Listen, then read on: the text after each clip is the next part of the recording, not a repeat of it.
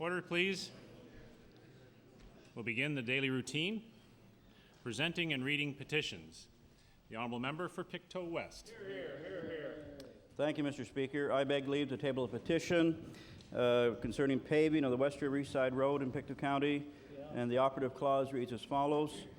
We, the undersigned residents and users of the West River East Side Road, hereby petition the Nova Scotia Department of Transportation and Public Works to have the aforementioned gravel road from Highway number 4 to Miller's Bridge, a distance of 5.2 kilometers. And it's signed by 252 residents of the area, and I too have affixed my signature. Good member.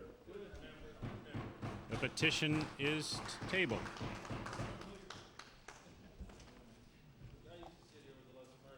Presenting reports of committees.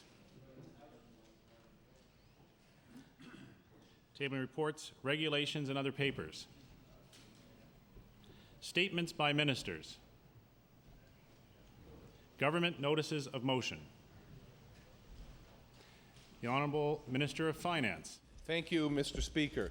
Mr. Speaker, I hereby give notice that on a future day I shall read and table the message from Her Honour the Lieutenant Governor transmitting the estimates of sums required for the service of the province for the fiscal year ending March 31st, 2007, for the consideration of this House. 2. Table the estimate books. 3. Table the Crown Corporation business plans. 4. Table the estimate and Crown Corporation business plan resolutions. 5. Table a budget addendum document. 6. Deliver an update to my budget speech. And 7. Move that the estimates of sums required for the service of the province for the fiscal year ending March 31st, 2007, being supplied be granted to Her Majesty, and the Crown Corporation business plans be referred to the Committee of the Whole House on Supply. Mr. Speaker, for the information of the House, the budget will be presented on Tuesday, July 4th of next week. I ask for waiver of notice only. Thank you. Request for waivers agreed.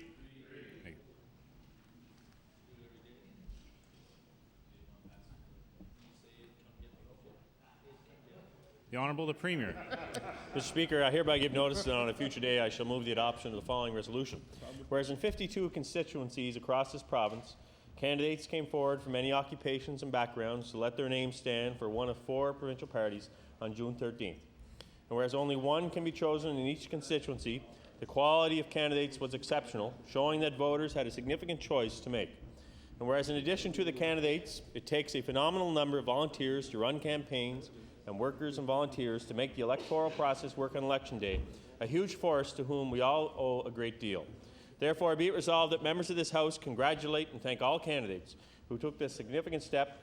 Thank also former colleagues and friends of this House who chose to retire prior to the provincial election, who will be missed, and salute all those who participated in the electoral process, especially our hundreds of volunteers who contribute so much to the democratic system we enjoy here in Canada.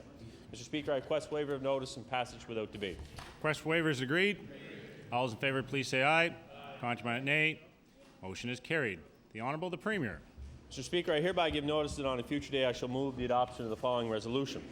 Whereas Prime Minister Stephen Harper recently announced the appointment of Ms. May-Ann Francis to the position of Lieutenant Governor of Nova Scotia. And whereas while we will miss her leadership and her role as the CEO and Director of the province's Human Rights Commission when she embarks on her new duties, we are so proud to have her step into this new leadership role on behalf of the people of Nova Scotia.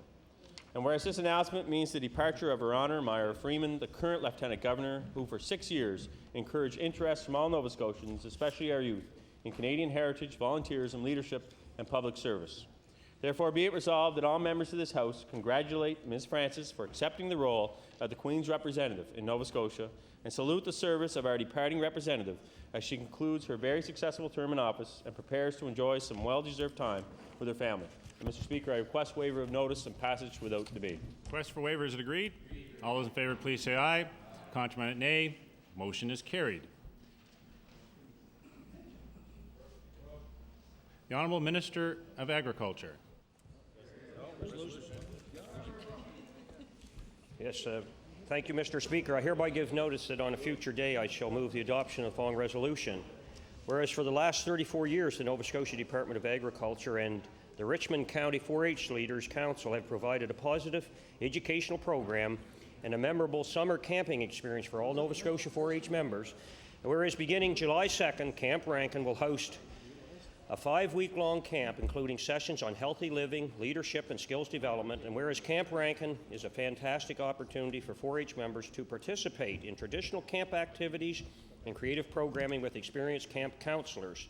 Therefore, be it resolved that the members of the House recognize the wonderful work of the Camp Rankin counselors and wish all the 4-H members attending Camp Rankin a great experience. And Mr. Speaker, I request waiver of notice and passage without debate. Request for waivers agreed. All those in favor, please say aye. Contrary, nay.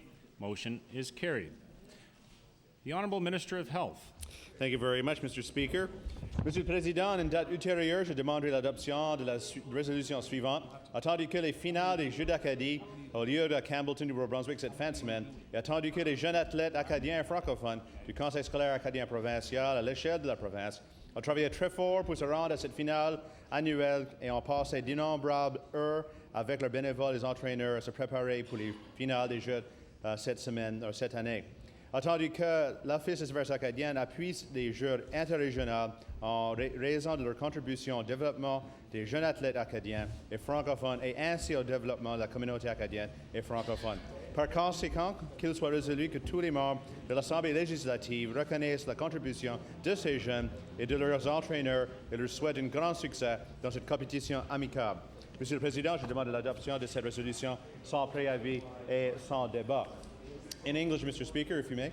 Mr. Speaker, I hereby give notice of future day, move the adoption of the following resolution. Whereas the finals for the regional games, the Jeux d'Acadie, are being held in Campbellton, New Brunswick this weekend, and whereas young Acadian Francophone athletes from the Conseil scolaire acadien provincial across the province have been working hard to make this year's finals, and have, along with volunteers and trainers, invested countless hours preparing for this year's final games. And whereas the Office of Acadian Affairs has been a supporter of the inter-regional games because of the contribution that they make to the development of young Acadian and Francophone athletes and a consequence towards the development of the Acadian and Francophone community. Therefore, be it resolved that all members of this House recognize the contribution of these youngsters, their trainers, and wish them good luck as they head off to this friendly competition.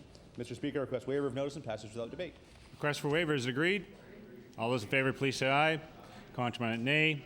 Motion is carried. The Honourable Minister of Fisheries and Aquaculture. Thank you, Mr. Speaker. Mr. Speaker, hereby give notice that on a future day I shall move the adoption of the following resolution. Whereas sport fishing is an important recreational activity in our province, and whereas sport fishing contributes roughly $85 million annually to our economy and adds cultural richness to all regions, and whereas a member of the department is not only an excellent employee and a passionate sport fisherman, but an author of a book on sport fishing in our province. Therefore, be it resolved that members of this House congratulate Mr. Don McLean on the publication of his new book, A Little Thing I Tied Myself. And Mr. Speaker, I request waiver of notice. Did you read it? I did. Parts of it. Request for waiver is agreed. All those in favor, please say aye. Contrary, nay. Motion is carried. The Honourable Minister of Education. Mr. Speaker, I hereby give notice that on a future date I shall move the adoption of the following resolution. Whereas students in Nova Scotia, indeed across the country and around the globe, are participating in the World Harmony Run, a relay promoting international friendship and understanding, and whereas the World Harmony Run visited Junction Road Elementary, West End Memorial Elementary in Spring Hill, Douglas Street Elementary and Alice Street Elementary in Truro, New Minas Elementary School, Bedford Academy School, and Westmount School in Halifax before extinguishing the torch at Peggy's Cove. And whereas at each stop in the journey, young people shared their thoughts and dreams to make the world a better place. Therefore, be it resolved that the members of this House congratulate the students of Nova Scotia who took part in the World Harmony Run and encourage world leaders to hear their wishes for a safe and friendly world for the youth of today. Mr. Speaker, I request waiver of notice and passage without debate. Request for waiver is agreed. All those in favor, please say aye. Contrary, nay. Motion is carried. Introduction of bills. The Honourable Minister of Justice.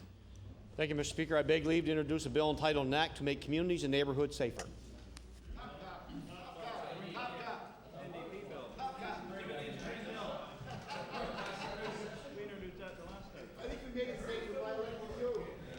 The Honourable Minister of Justice begs leave to introduce a bill entitled An Act to Make Communities and Neighbourhoods Safer.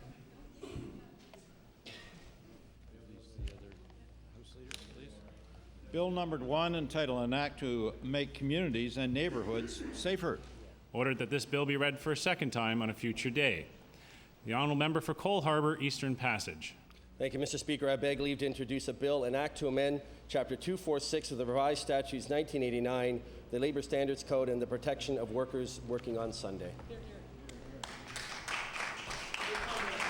The Honourable Member for Cole Harbour, Eastern Passage begs leave to introduce a bill entitled An Act to amend Chapter 246 of the Revised Statutes 1989, the Labour Standards Code.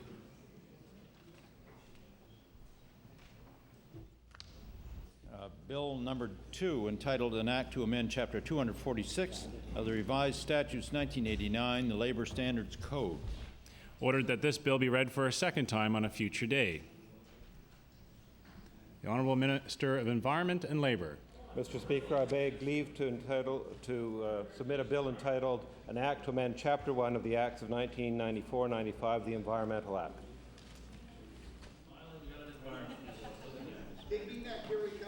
The Honourable Minister of Environment and Labour begs leave to introduce a bill entitled An Act to Amend Chapter 1 of the Acts of 1994-95, the Environment Act.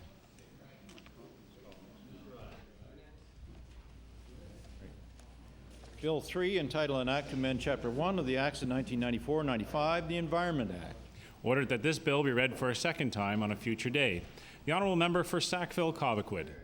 Thank you, Mr. Speaker. I beg leave to introduce a bill entitled An Act to Amend Chapter 293 of the Revised Statute 1989, the Motor Vehicle Act.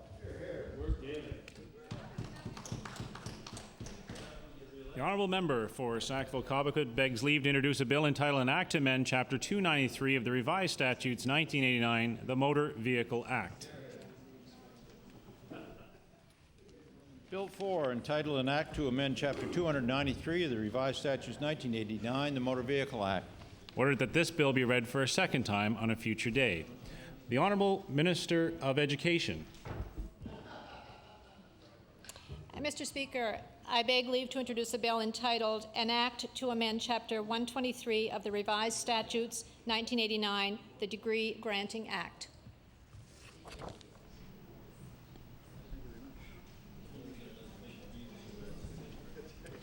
The Honourable Minister of Education begs leave to introduce a bill entitled An Act to Amend Chapter 123 of the Revised Statutes 1989, the Degree Granting Act. Bill 5, entitled An Act to Amend Chapter 123 of the Revised Statutes 1989, the Degree Granting Act. Ordered that this bill be read for a second time on a future day. The Honourable Member for Timberley Prospect. Thank you, Mr. Speaker. I introduce this bill on behalf of the Leader of the Opposition, the MLA from Cole Harbour. Mr. Speaker, I beg leave to introduce a bill entitled An Act to Amend Chapter 1 of the Acts of 1995-1996, the Education Act.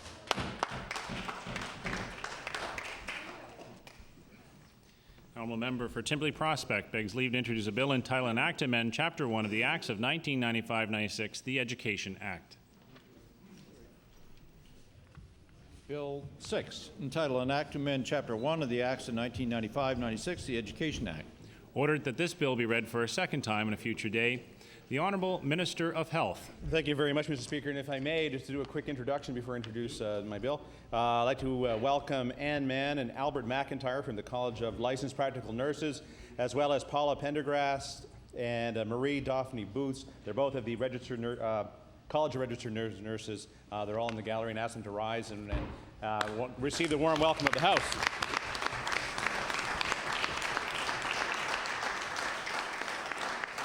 And I'll start off with this one. Mr. Speaker, I beg leave to introduce an act respecting the practice of registered nurses.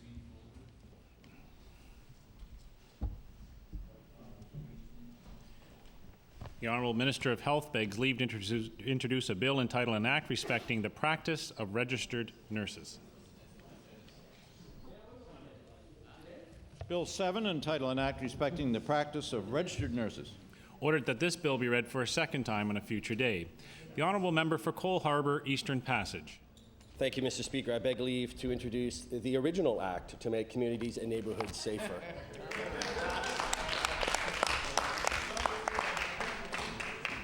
Honourable member for Cole Harbour Eastern Passage begs leave to introduce a bill entitled An Act to Make Communities and Neighbourhoods Safer. Bill numbered 8, entitled An Act to Make Communities and Neighborhoods Safer. Ordered that this bill be read for a second time on a future day. The Honourable Minister of Service, Nova Scotia and Municipal Relations. Thank you, Mr. Speaker. I beg leave to introduce a bill entitled An Act to Amend Chapter 18 of the Acts of 1998, the Municipal Government Act.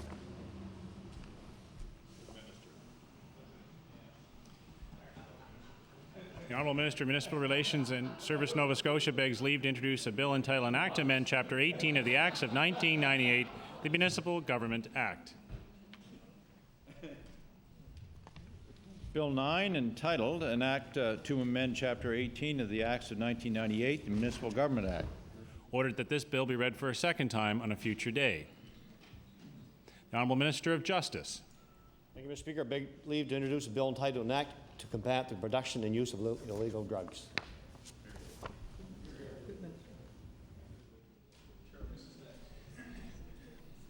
The Honourable Minister of Justice begs leave to introduce a bill entitled An Act to Combat the Production and Use of Illegal Drugs. Bill number 10, entitled An Act to Combat the Production and Use of Illegal Drugs. Ordered that this bill be read for a second time on a future day. The Honourable Minister of Health. Thank you very much, Mr. Speaker. I beg leave to introduce a bill entitled An Act Respecting Licensed Practical Nurses.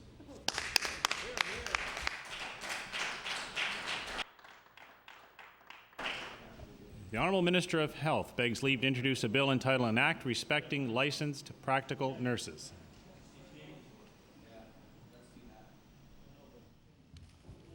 Bill numbered 11, entitled An Act Respecting Licensed Practical Nurses. Ordered that this bill be read for a second time on a future day.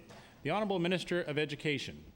Mr. Speaker, I beg leave to introduce a bill entitled An Act to Amend Chapter 1 of the Acts of 1995-96, the Education Act.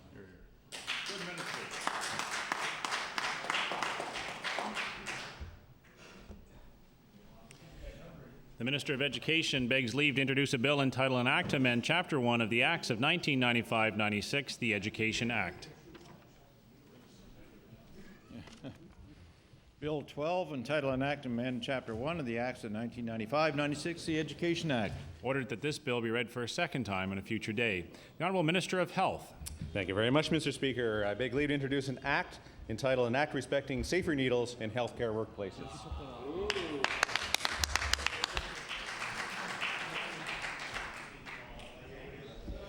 The Honourable Minister of Health begs leave to introduce a bill entitled An Act Respecting Safer Needles in Healthcare Workplaces. Bill 13, entitled An Act Respecting Safer Needles in Healthcare Workplaces. Ordered that this bill be read for a second time on a future day. The Honourable Minister of Finance. Thank you, Mr. Speaker. I beg leave to introduce an act entitled An Act to Amend Chapter 376 of the Revised Statutes 1989, the Public Service Act. The Honourable Minister of Finance begs leave to introduce a bill entitled An Act to Amend Chapter 376 of the Revised Statutes 1989, the Public Service Act. Bill 14, entitled An Act to Amend Chapter 376 of the Revised Statutes 1989, the Public Service Act. Ordered that this bill be read for a second time on a future day. The Honourable Minister of Municipal Relations and Service, Nova Scotia. Mr. Speaker, I beg leave to introduce a bill entitled An Act to Amend Chapter 18 of the Acts of 1998, the Municipal Government Act. By the way, that's a separate thing.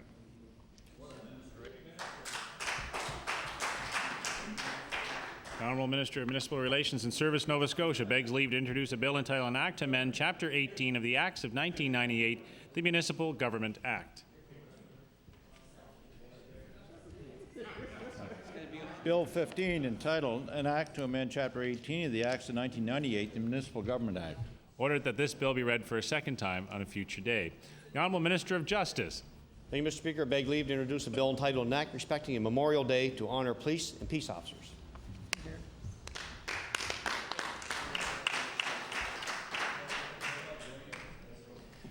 The Honourable Minister of Justice begs leave to introduce a bill entitled An Act Respecting a Memorial Day to Honour Police and Peace Officers. Bill 16, entitled An Act Respecting a Memorial Day to Honour Police and Peace Officers. Ordered that this bill be read for a second time on a future day. The Honourable Minister of Justice. Thank you, Mr. Speaker. I beg leave to introduce a bill entitled An Act Respecting the Profits of Criminal Notoriety.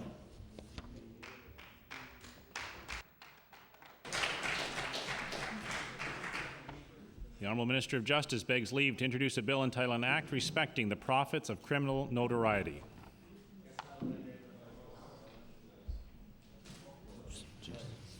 Bill 17, entitled An Act Respecting the Profits of Criminal Notoriety.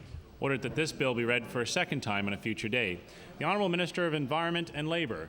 Thank you, Mr. Speaker. I beg leave to introduce a bill entitled An Act to amend Chapter 3 of the Acts of 1987, the Canada-Nova Scotia Offshore Petroleum Resources Accord Implementation Nova Scotia Act. The Honourable Minister of Environment and Labour begs leave to introduce a bill entitled An Act to amend Chapter 3 of the Acts of 1987, the Canada-Nova Scotia Offshore Petroleum Resources Accord Implementation Nova Scotia Act.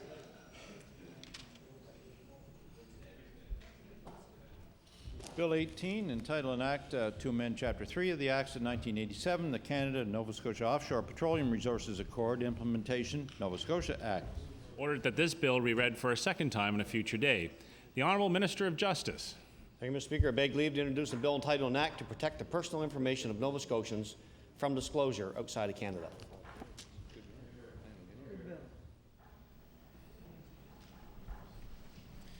The Honourable Minister of Justice begs leave to introduce a bill entitled An Act to protect the personal information of Nova Scotians from disclosure outside of Canada.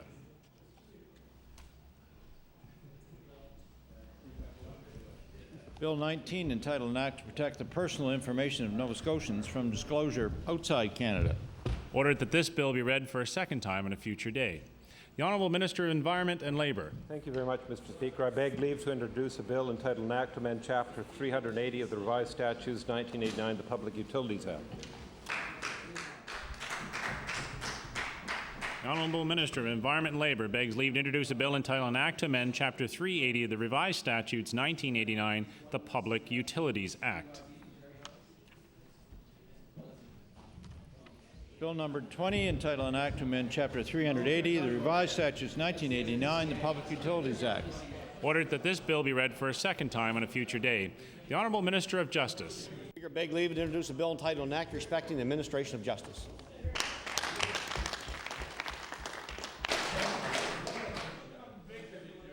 The Honourable Minister of Justice begs leave to introduce a bill entitled An Act Respecting the Administration of Justice.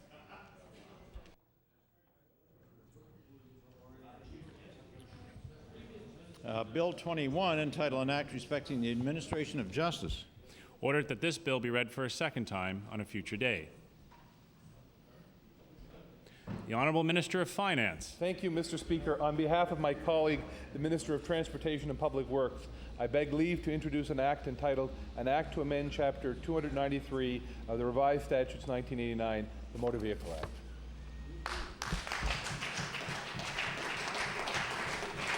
The Honourable Minister of Finance begs leave to introduce a bill entitled An Act to amend Chapter 293 of the Revised Statutes 1989, the Motor Vehicle Act. Bill 22, entitled An Act to amend Chapter 293 of the Revised Statutes 1989, the Motor Vehicle Act. Ordered that this bill be read for a second time on a future day. The Honourable Minister of Justice.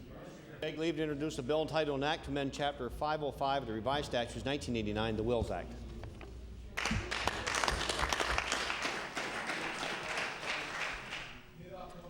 The Honourable Minister of Justice begs leave to introduce a bill entitled An Act to amend Chapter 505 of the Revised Statutes 1989, the Wills Act.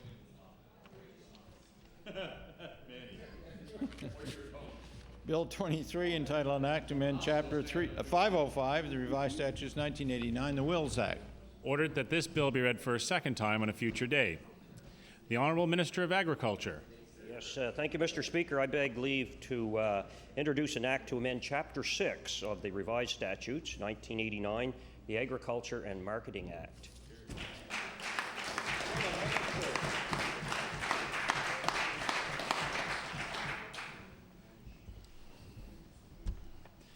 Honourable Minister of Agriculture begs leave to introduce a bill entitled An Act to amend Chapter 6 of the Revised Statutes 1989, the Agriculture and Marketing Act. Bill 24, entitled An Act to amend Chapter 6 of the Revised Statutes 1989, the Agriculture and Marketing Act. Ordered that this bill be read for a second time on a future day. Notices of motion. The Honourable Member for Halifax Needham.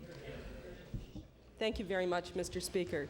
Mr. Speaker, I hereby give notice that on a future day I shall move the adoption of the following resolution.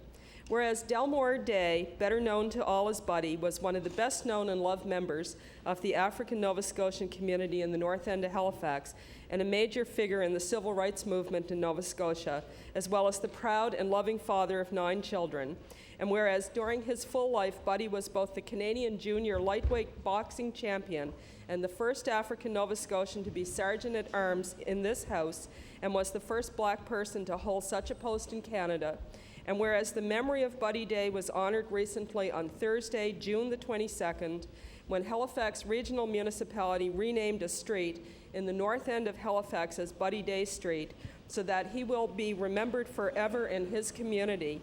Therefore, be it resolved that this House recognize and applaud the latest honor accorded to Buddy Day with the naming of Buddy Day Street and send congratulations and best wishes to his family. And Mr. Speaker, I request waiver of notice and passage without debate. Request for waiver is agreed. All those in favour, please say aye. Contrary, nay. Motion is carried. The Honourable Liberal Leader. Mr. Speaker, I hereby give notice on a future day I shall move the adoption of the following resolution. Whereas this weekend our country will celebrate its 139th birthday, and whereas Nova Scotia was one of the original 4 provinces in the Dominion of Canada, having a proud and distinguished role in the creation of our great country, whereas Canada is recognized as one of the greatest countries on the globe due to our multicultural heritage and our ever-increasing endeavours to make this a better world. Therefore, be it resolved that members of the House of Assembly celebrate Canada Day on July 1st and wish all Nova Scotians a happy and safe holiday. Mr. Speaker, I ask for waiver of notice and passage without debate. Request for waiver is agreed. All those in favour, please say aye. Contrary, nay. Motion is carried. The Honourable Minister of Human Resources. Thank you, Mr. Speaker. And Mr. Speaker, I hereby give notice that on a future day I shall move the adoption of the following resolution. Whereas on July the 1st of 2006, the people of Cumberland North will be celebrating Canada Day with events in Amherst, Pugwash, and surrounding areas. Whereas people throughout Nova Scotia will be observing this day with great patriotism. And whereas a proclamation on June the 20th, 1868, issued by Governor-General Lord Monck, enjoined and called upon all Her Majesty's loving subjects throughout Canada to join in the celebration of the Dominion of Canada on October the 27th, 1882, July the 1st, which was known as Dominion Day, became Canada Day. Therefore, be it resolved that all members of this House join me in celebrating this great nation's 139th birthday. And, Mr. Speaker, I respectfully request waiver of notice. Request for waiver is agreed. All those in favour, please say aye. Contrary, nay. Motion is carried. The Honourable Member for Hants East. Thank you, Mr. Speaker. I hereby give notice that on a future day I shall move the adoption of the following resolution. Whereas volunteers are the movers and shakers that make communities good places to live, and whereas Ms. Fern Barton of Elmsdale gives so much of her valuable time working with outreach programs through her church, providing needed clothing and necessities to those in need. Whereas on April 28, 2006, Fern Barton was recognized by the municipality of East Hants with a Shining Star Award for her outstanding contributions. Therefore, be resolved, this House Assembly congratulate Ms. Fern Barton on her strong sense of community duty and on receiving the Shining Star Award. Mr. Speaker, I request waiver of notice and passage without debate. Request for waiver, is it agreed? All those in favour, please say aye. Contrary, nay. Motion is carried. The Honourable Member for Cape Breton South. Speaker, I hereby give notice on a future day I shall move the adoption of the following resolution. Whereas Member 2 Chief Terry Powell was re-elected on June 13th for an unprecedented 12th term, and whereas Chief Powell has been chief of the Member 2 community for the past 21 years and collected 441 of the 481 votes cast in the recent election, and whereas under Chief Powell's leadership, Member 2 has experienced exceptional growth and is the first Aboriginal government in the world to be certified with an ISO 9001-2000 designation. Therefore, be it resolved that members of the House of Assembly congratulate Chief Terry Powell on his most recent election victory and the strong and effective leadership he has shown over the past 21 years as Member 2 Chief. I would ask for waiver of notice, Mr. Speaker. For waivers agreed. All those in favor, please say aye. Contrary, nay. Motion is carried. The honourable member for Dartmouth East. Thank you, Mr. Speaker. I hereby give notice that on a future day I shall move the adoption of the following resolution. Whereas on March 23, 2006, I had the pleasure of attending the Chief Scout ceremony at which Mary McKeaton Driscoll, John Cahill McKeaton Driscoll, Daniel Hare, A.J. Francie, Roger Lunn, and Jonathan Williams received the Chief Scout Award. Whereas this award is one of the highest awards in the Scouting movement, and whereas these young people had to successfully complete outdoor leadership, personal development, and citizenship requirements in order to qualify for the Chief Scout Award. Therefore, be it resolved that this Legislative Assembly congratulate the Chief Scout Award recipients on their outstanding achievements in the Scouting movement, and I request waiver and passage without debate. Request for waiver is agreed. All those in favor, please say aye. Contrary, nay. Motion is carried. The honourable member for Clare. Thank you, Mr. Speaker. Mr. Speaker, I hereby give notice that on a future day I shall move the adoption of the following resolution. Whereas on Saturday, April 15, 2006, Le Transport de Clare celebrated their 10th anniversary, and whereas Le Transport de Clare was the first community-based transportation system in the province, and whereas Le Transport now logs approximately 140,000 kilometers annually in providing transportation to those with disabilities, seniors, and the disadvantaged, as well as others in need. Therefore, be resolved that this House extend its best wishes and congratulations to the Clare organization representing disabilities and its chairman, Claire Den Robichaud, and the many volunteer drivers, dispatchers, and the generous community supporters who keep the transport on the road and running smoothly. And Mr. Speaker, I would ask for waiver of notice, please. Request for waiver is agreed. All those in favor, please say aye. Contrary, nay. Motion is carried. The honourable member for Dartmouth North.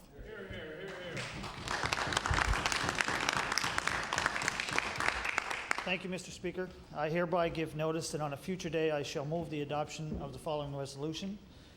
Whereas food bank usage in Nova Scotia is climbing, and whereas 62% of people who used food banks last year were clients of employment support and income assistance, and whereas the highest number of users among these clients were long parents responsible for feeding a total of 8,000 children.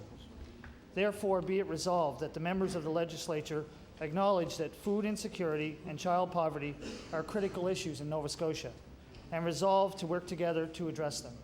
Mr. Speaker, I request waiver of notice and passage without debate. Request for waiver is agreed. All those in favor, please say aye. Contrary, nay. Motion is carried.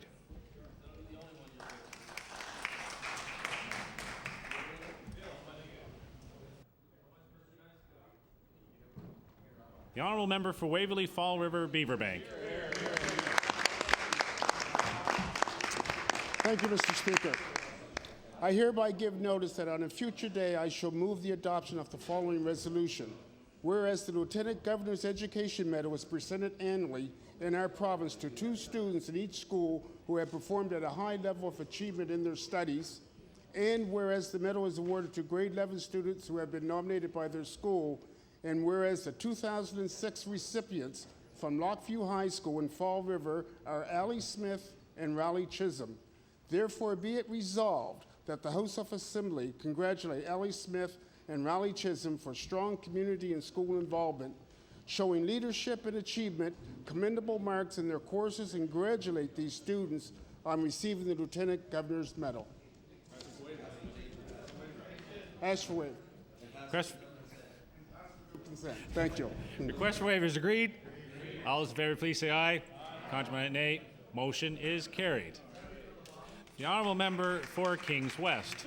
Mr. Speaker, I hereby give notice that on a future day I shall move the adoption of the following resolution. Whereas Melissa Joanne Metcalf has received the 2006 Lieutenant Governor Award recognizing her commitment to excellence in her achievements, and whereas Melissa has excelled academically during her time at West Kings District High School while being active in extracurricular activities, and whereas Melissa's involvement extends past her school activities, she performs with 2 youth bands at church, Stetson and Spurs, the Truro Fast Pitch softball team, which will compete internationally, In addition, Melissa has been awarded both the Bronze and Silver Duke of Edinburgh awards and is now working toward achieving the Gold Award. Therefore, be it resolved that members of the House recognize the valued contributions made by Melissa Joanne Metcalf and wish her continued success in her future endeavors. Mr. Speaker, I ask for waiver of notice and passage without debate. Request for waiver is agreed. All those in favor, please say aye. Contrary, nay. Motion is carried. The honourable member for Queens. Thank you, Mr. Speaker. I hereby give notice that on a future day I shall move the adoption of the following resolution. Whereas one of the basic barriers to economic growth is the condition of our secondary roads and series highways. And whereas communities are connected through the infrastructure of secondary roads and the well-being of communities depends on traveling without risk in safe and reasonable comfort. And whereas the deplorable state of our rural roads results from years of government neglect. And therefore be it resolved that the residents of Queens expect this government to improve condition of the roads and to do so in an expedient fashion. Mr. Speaker, I request waiver of notice and passage without debate. I hear several noes. The notice is tabled. The honourable member for Glace Bay. Mr. Speaker, I hereby give notice that on a future day I shall move the adoption of the following resolution. Whereas Cape Breton University faculty members Catherine Cabell and Brian Howe have received funding from the Social Sciences and Humanities Research Council. And whereas the funding will be used to assess the impact and implications of children's rights education developed by the Children's Rights Centre at the university. And whereas the children's rights education has been recognized and adopted by the Hampshire County Education Authority in England. Therefore, be it resolved, the members of the House of Assembly congratulate Cape Breton University faculty members Catherine Cabell, Brian Howe, for receiving funding from the Social Sciences and Humanities Research Council and wish them success in their research project. Mr. Speaker, I ask for waiver of notice and passage without debate. Request for waiver is agreed. All those in favor, please say aye. Contrary, nay. Motion is carried.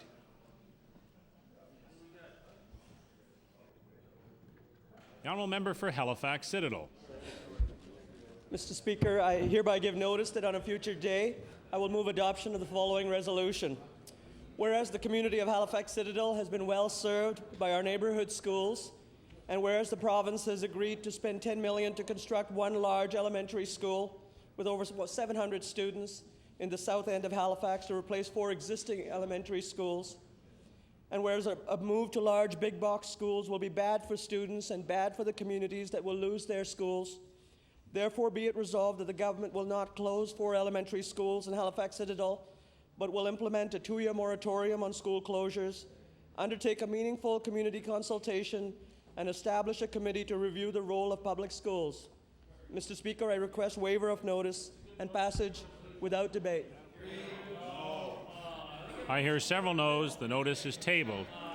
The honourable member for Halifax Clayton Park. Mr. Speaker, I hereby give notice that on a future day I shall move the adoption of the following resolution. Whereas tomorrow the Government of Nova Scotia will implement gas regulation in our province, despite clear evidence that this move will cost individual consumers more at the pump. And whereas gas regulation will provide only an illusion of price stability because prices will fluctuate every 2 weeks and could be adjusted in the interim as well. Right. And whereas Nova Scotians will now be in a lose-lose situation with the government's costly regulation model. Therefore, be it resolved that members of the House use their judgment and call upon the government to stop the introduction of gas regulation before it begins to cost Nova Scotians more to fill up their vehicles. Mr. Speaker, I ask for waiver of notice and passage without debate. I hear several noes. The notice is tabled. The honourable member for Shelburne. Thank you, Mr. Speaker. I hereby give notice that on a future day I shall move the adoption of the following resolution. Whereas the lobster industry is the backbone of the fishing industry and the main economic engine that drives the economy in many coastal communities in Nova Scotia. And whereas the landings of lobsters are valued at over $300 million and account for almost half of the value of all fish landed in Nova Scotia. And whereas the issues surrounding the marketing of soft-shell lobsters require government leadership and immediate industry consultation. Therefore, it be resolved that the Minister of Fisheries immediately strike a committee to meet with stakeholders in Southwest Nova to discuss the soft shell lobster issue and come up with meaningful recommendations for the industry before the next lobster season is upon us. Mr. Speaker, I request waiver of notice and passage without debate. I hear several noes. The notice is tabled. The honourable member for Digby Annapolis. Thank you, Mr. Speaker.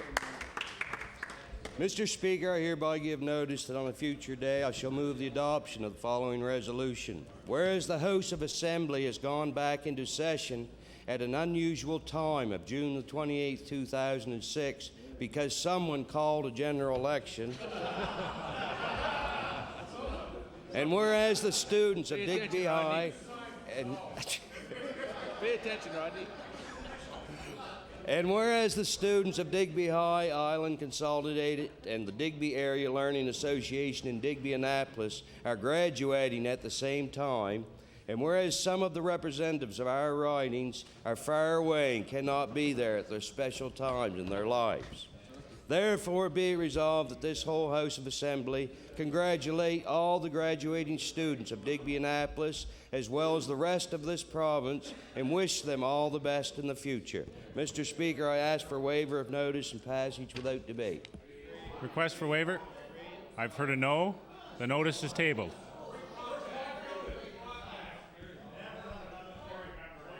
The honourable member for Pictou East. Order. Order, please. Order. The honourable member for Pictou East has the floor. Thank you. Mr. Speaker, I hereby give notice that on a future day I shall move the adoption of the following resolution.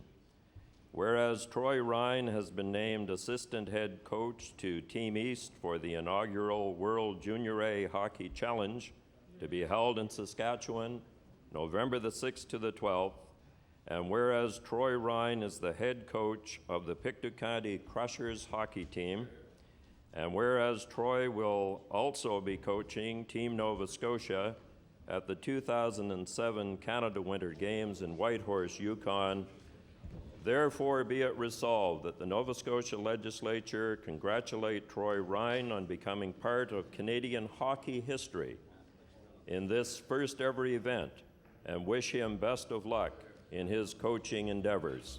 Mr. Speaker, I request waiver of notice and passage without debate. Request for waiver is agreed.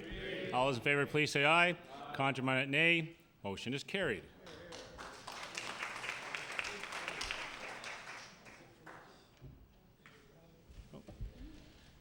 Now move on to orders of the day. Oral questions put by members. I'm just seeing if you're paying attention. The House is in good order. Orders of the day, the Government House Leader. Thank you, Mr. Speaker. I was paying attention. And I bet you there would have been a lot of others. Thank you, Mr. Speaker. The government's business for the day are government motions, and we would call on the resumption of debate on the speech from the throne. The Honourable Leader of the Liberal Party.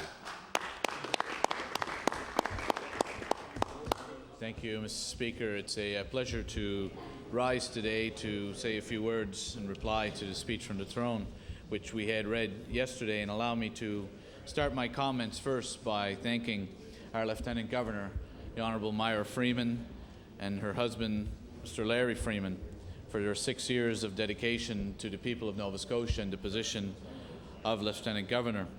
As has been said yesterday in some of the accolades to the Lieutenant Governor, Mr. Speaker, in my time here, I don't believe I've seen a Lieutenant Governor that has opened Government House so often to so many Nova Scotians, to so many organizations, and has been such a friend to Nova Scotians, especially, as was pointed out yesterday, to young Nova Scotians for their artistic achievements, scholastic achievements, and life achievements in general. Mr. Speaker, as I mentioned yesterday, Lieutenant Governor has been a great friend to the Acadian community, along with so many other cultural communities here in Nova Scotia, which she has embraced and which she has supported their efforts to maintain their culture and maintain their identity. We will clearly miss her in that position, She was a friend to all members here of this House, and we are sad to see her go. Yet at the same time, allow me on behalf of our caucus to extend our sincerest congratulations to Mayanne Francis. Mr. Speaker, I remember sitting here in this House as a member of the Liberal government back in 1998 when we announced that Mayanne Francis would be returning to Nova Scotia to work as the Director of the Human Rights Commission. I believe it was the Honourable Robbie Harrison, Minister of Justice at the time, who made the announcement. So we were certainly pleased as a Liberal government to bring a native Nova Scotian back to our province. I believe all members of this House would agree that Mayanne Francis has done a wonderful job in bringing forward the concerns of the Human Rights Commission and certainly educating and enlightening many Nova Scotians on the many issues facing Nova Scotians in the areas of discrimination. And I wish her well on behalf of our caucus as she assumes her new position of Lieutenant Governor. Mr. Speaker, on behalf of our caucus, I want to extend our congratulations to the Premier on his re-election, not only in Inverness, but on having formed another government here in Nova Scotia.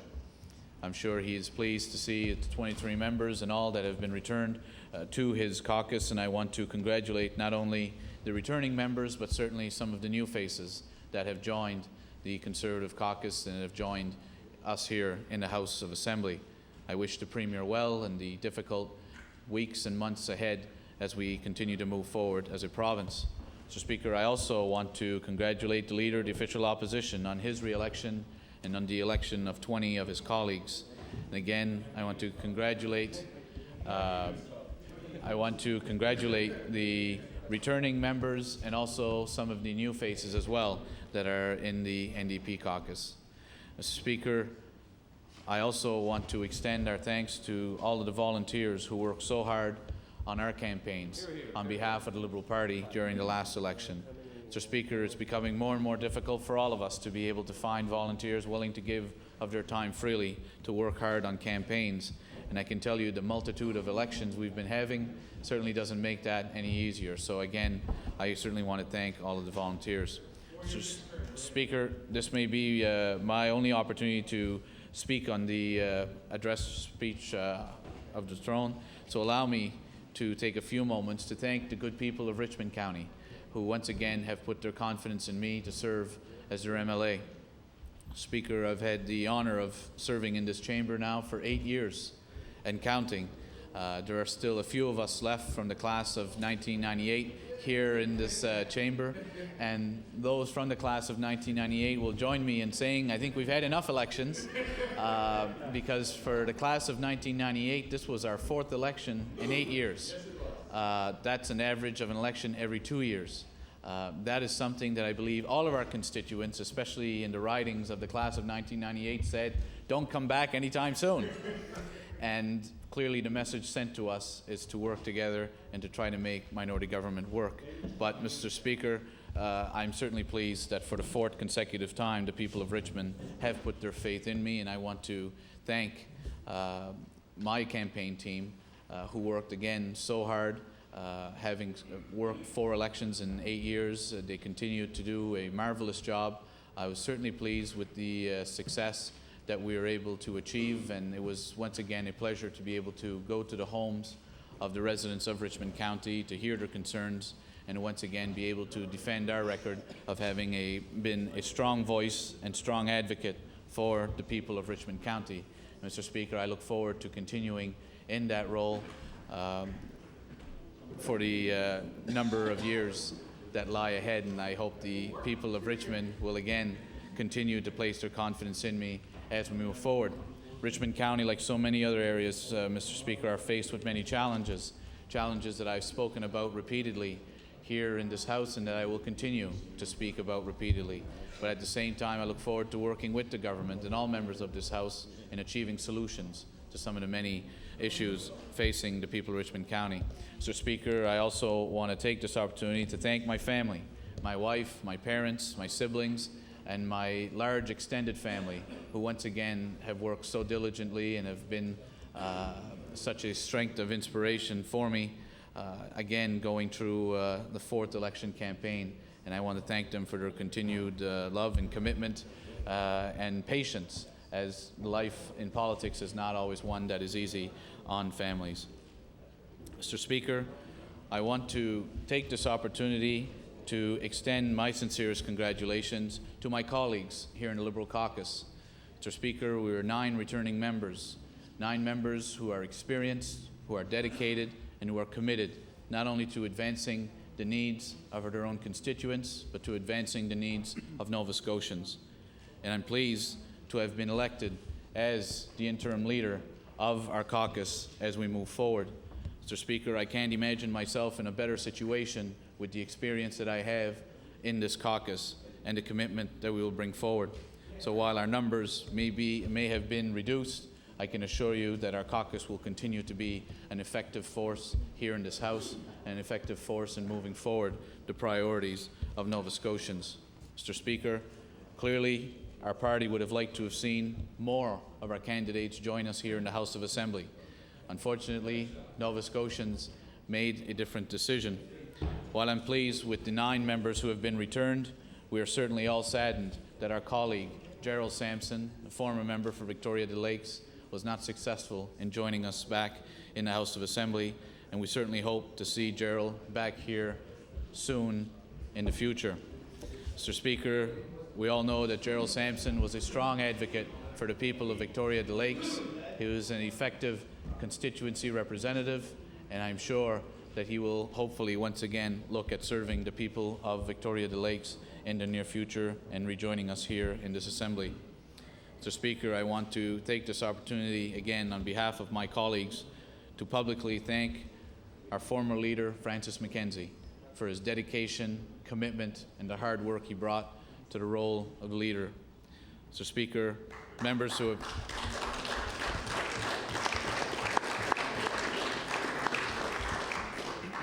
Mr. Speaker, members who have served here for some time will know that being the leader of a party is always a difficult task. The time commitment required, the time away from family, the personal commitment is one that is extremely difficult. I can tell you, Mr. Speaker, no one would have ever questioned the amount of time, the hard work, or the commitment that Francis McKenzie brought to the job of leader of the Liberal Party.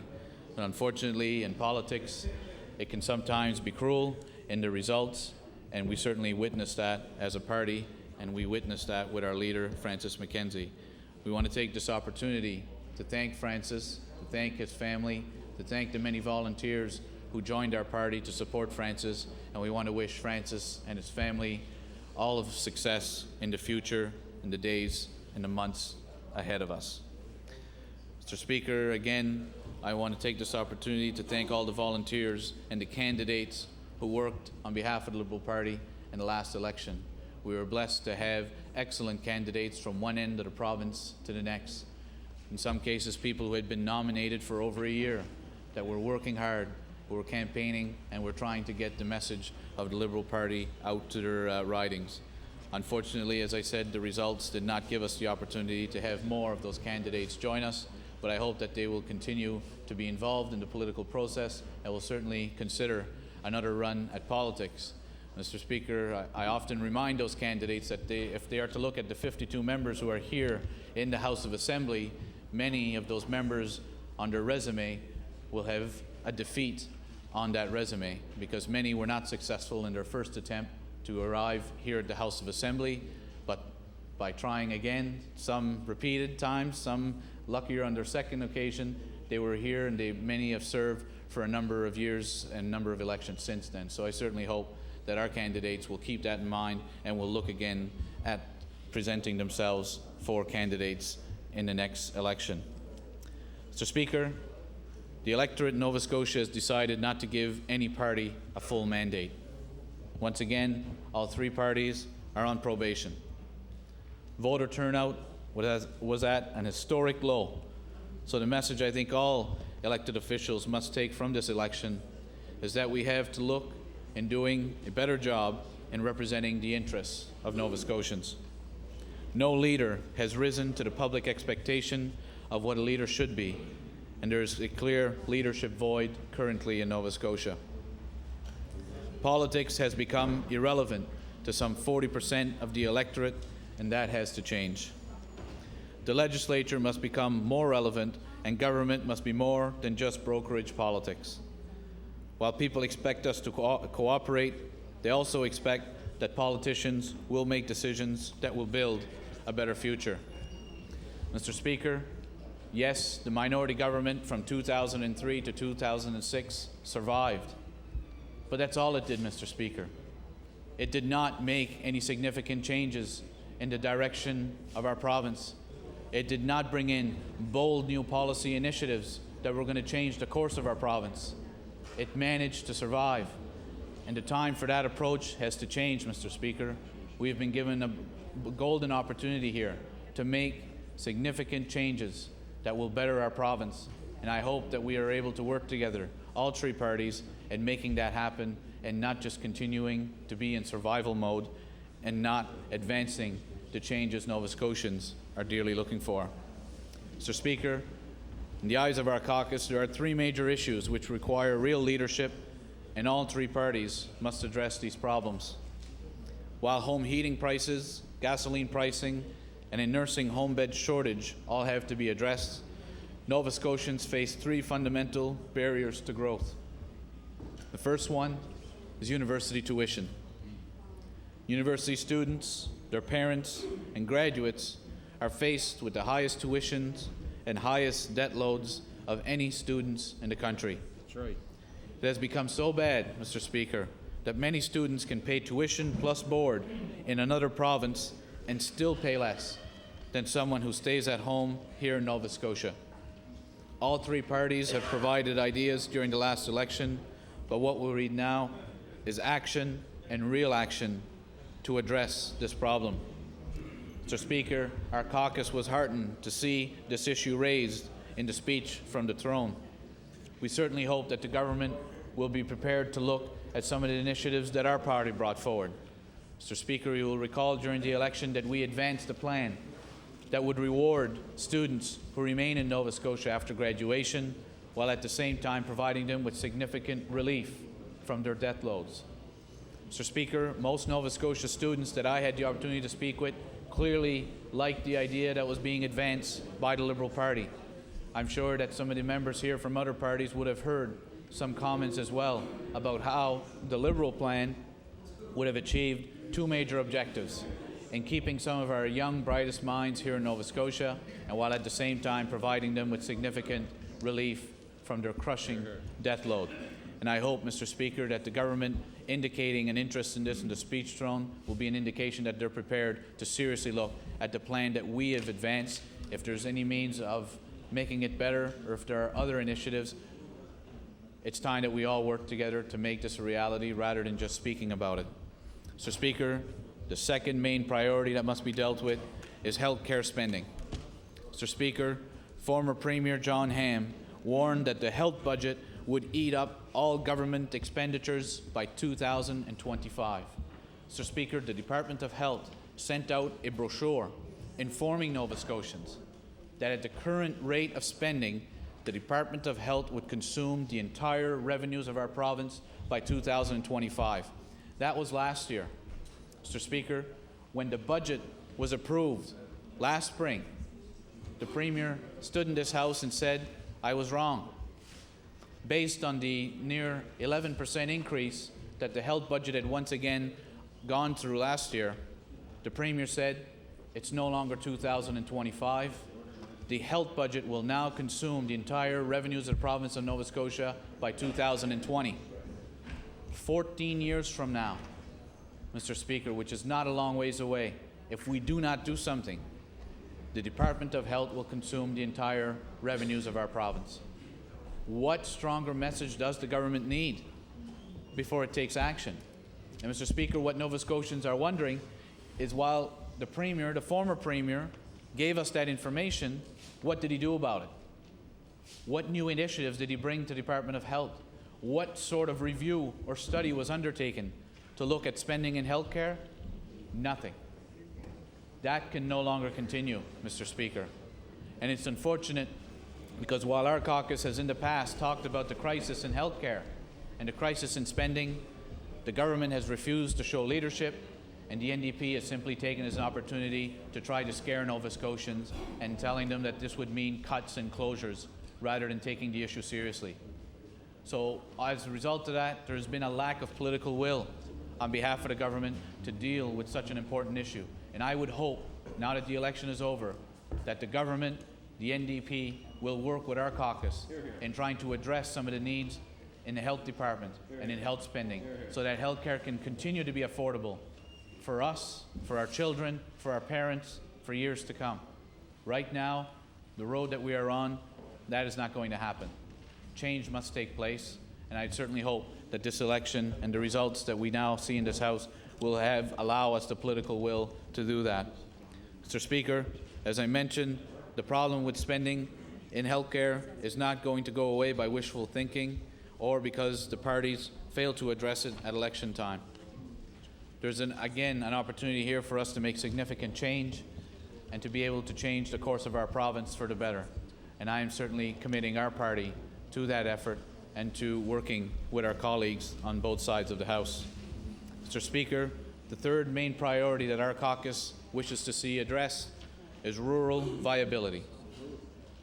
Mr. Speaker, all three parties have to commit themselves to rural development, not just jobs, but hospitals, roads, schools, and recreational facilities.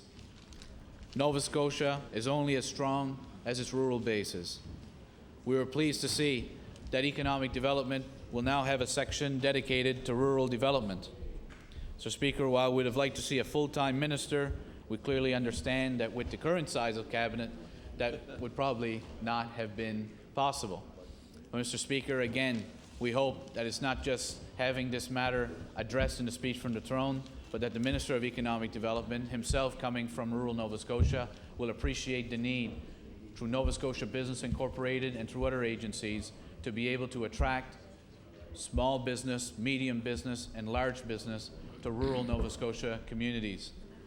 Mr. Speaker, I'm sure all members of this House, especially those in rural communities, would have been distressed in going door to door to learn of how many of our constituents have been leaving this province for work. I can tell you in Richmond County, this is having a devastating effect. Since the last election, we are down 400 eligible electors.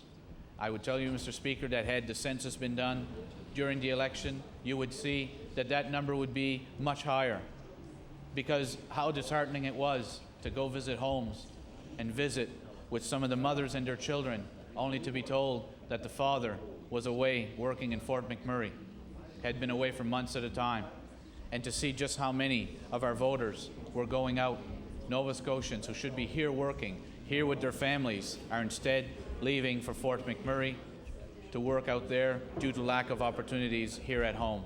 Mr. Speaker, that must change.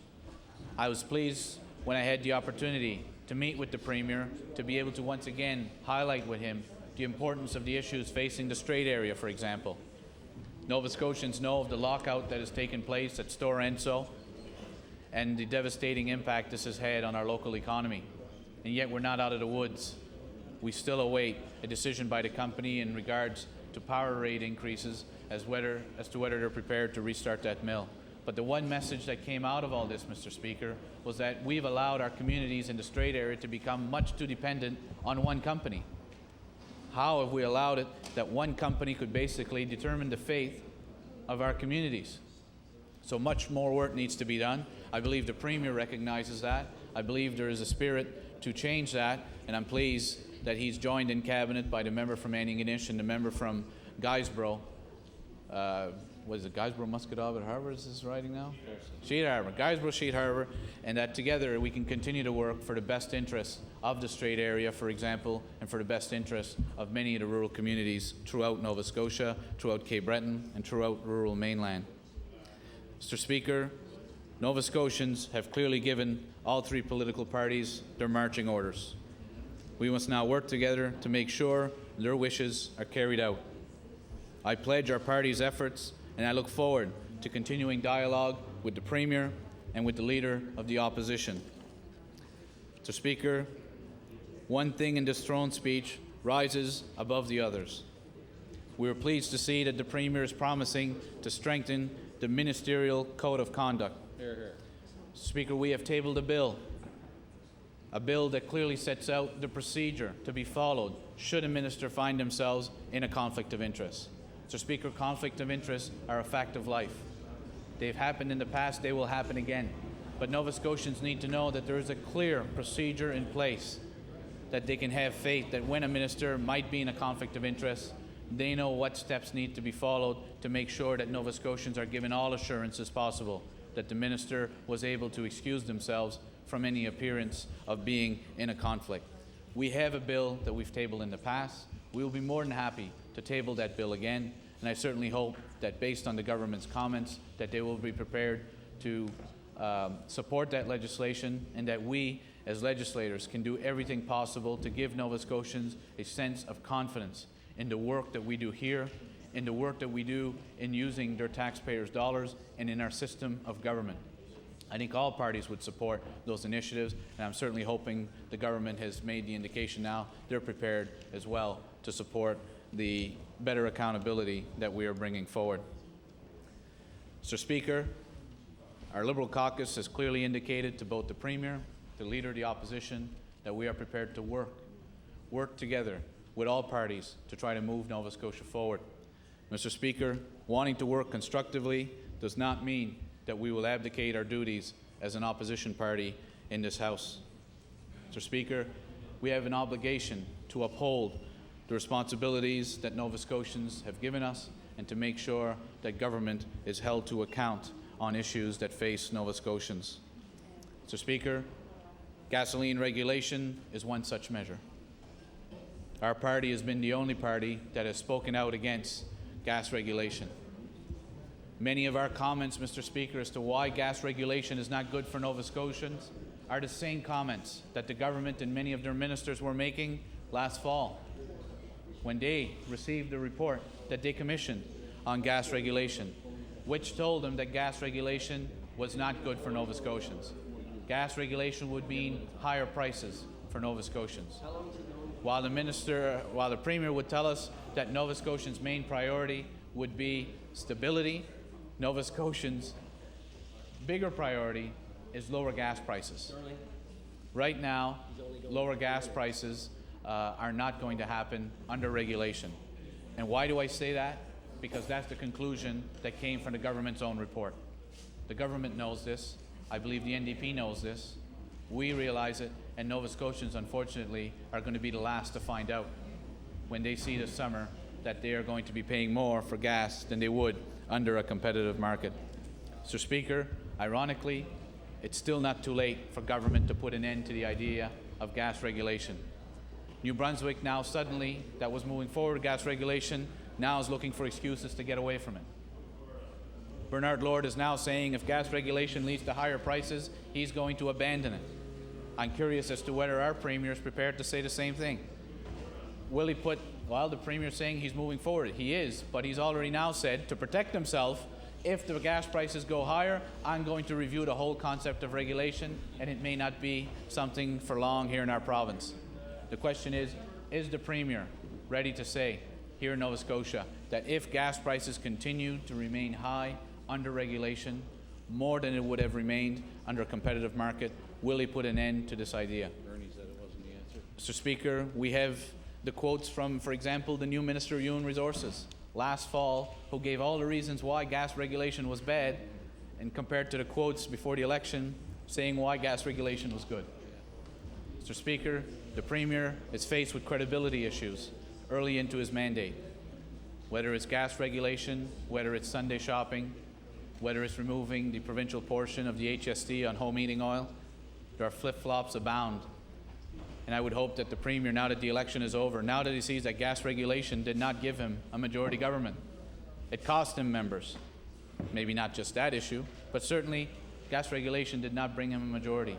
And I would hope that he would return to the common sense that he had last fall, along with the former Premier and along with his colleagues when they said, based on the report they commissioned, gas regulation would not be good for Nova Scotians.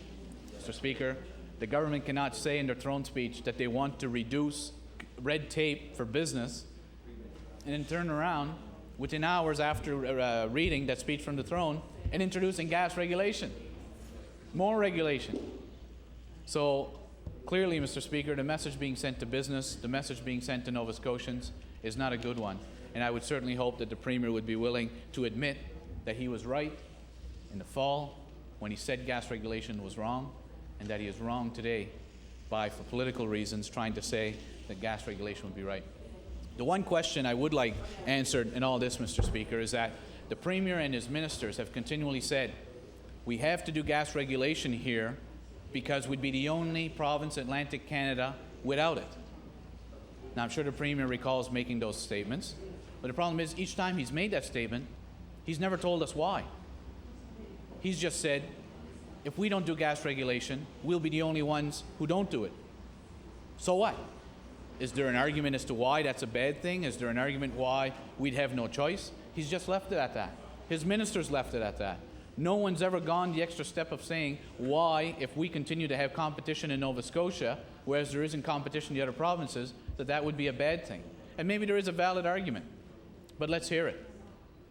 Using just those kind of statements is not good enough for Nova Scotians, especially when he has a report that he used Nova Scotians' money to commission, which tells him gas regulation means higher prices for Nova Scotian consumers.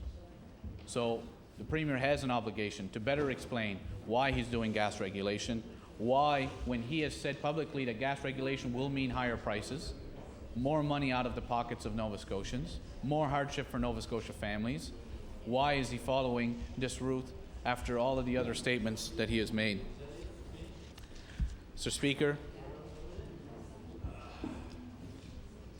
we believe that the Liberal caucus is on the right side of this issue. We believe the business community, Nova Scotians, have said they don't need more regulation. The speech from the throne in one, as I mentioned, says they will cut regulation, and they turn around 48 hours later and they will add in a whole new system of regulation.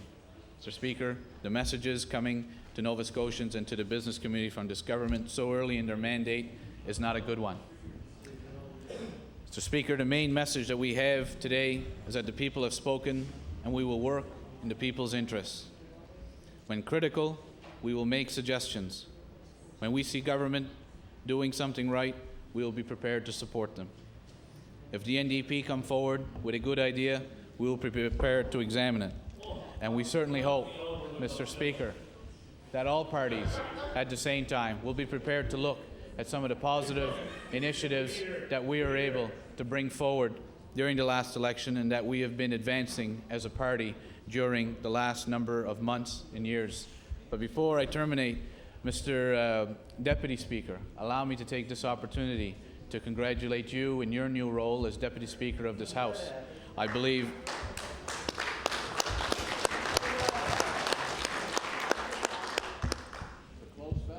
Mr. Deputy Speaker, your former role as Speaker of this House of Assembly in the past will certainly give you the experience and the knowledge necessary to be able to continue in your role as Deputy Speaker during this minority legislature. Mr. Speaker, I also want to take this opportunity to congratulate our returning Speaker, the Honourable Member from Cape Breton North. I was pleased to put forward his nomination and pleased to see that he received the full support of the House in returning in that position. The position of Speaker and Deputy Speaker will be vital as we try to make this minority government work for the best interests of Nova Scotians, and I wish you well. Mr. Speaker, in closing, let me say, we have sent a clear signal that we are prepared to work constructively to make minority government work for Nova Scotians. The Premier should not be looking to make this minority government a survival government. Allow him to make this minority government one with bold initiatives, one that's prepared to bring forward new policies, one that's prepared to deal with long-standing issues in this province, one that is prepared to make a difference in the lives of Nova Scotians not only today or next year, but well into the future. We are giving you the message today, Mr. Premier, that you have the opportunity to do that. Let's not continue just to tread water as we've been doing for the last number of years. Our economy, our future just cannot sustain more years ahead of just treading water and survival. You have a tremendous opportunity here. We are prepared to work with you in that regard. Nova Scotians have sent us here to work together, make a difference in their lives, make a difference for the future. I'm proud of the caucus that I have here. We're looking forward to playing an important role in that regard, and I certainly hope that all members will commit themselves to working for a better future, a stronger future for all Nova Scotians, for all our constituents. Merci, Monsieur le Président. Thank you. The chair now recognizes the honourable member from Hants West. Thank you, Mr. Speaker. First of all, I'd like to say that I'm very pleased to be here today. It's my first time in this Legislative Assembly, and I congratulate all the members on their achievements. I just want to take a couple of very short minutes to thank all the people at home who worked on my campaign, and for all the constituents in our area for supporting me on June the 13th. Also, I'd like to congratulate Mr. Ron Russell and his family on his retirement, and to pay tribute to Mr. Russell for the many years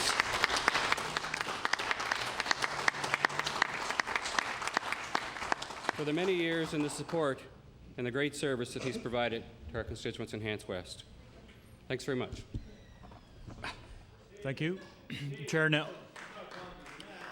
now recognizes the honourable member from Shelburne.